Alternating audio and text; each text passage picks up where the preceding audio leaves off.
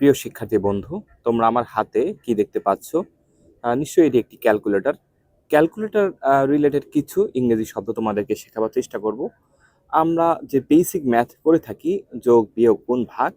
ধরো আমি দুটি সংখ্যা যোগ করলাম, ৫ যোগ ৬। দেখতে পাচ্ছ ৫ আর ৬ যোগ করলাম, সমান দিলাম হচ্ছে, সমান দেওয়ার ফলে ১১ আসলো। তাহলে ইংরেজিতে এটিকে কি বলা যায়? The summation of 5 and 6 is 11। অর্থাৎ ৫ এবং ৬ যোগ করলে হয় ১১। The summation of 5 and 6 is 11 এটাও বলতে পারো, অথবা the summation of 6 and 5 is 11। আচ্ছা, ঠিক আছে, এটা হচ্ছে যোগের ক্ষেত্রে। এবার বিয়োগের ক্ষেত্রে আহ, আছে বিয়োগ। বিয়োগ ইংরেজি হচ্ছে সাবস্ট্রাকশন। যোগ ইংরেজি হচ্ছে সামেশন, সাম বলা যায় বা অ্যাড বলা যায়, অ্যাড করা যায়, ঠিক আছে। আর গুণ হচ্ছে মাল্টিপ্লিকেশন, ভাগ হচ্ছে ডিভাইডেশন।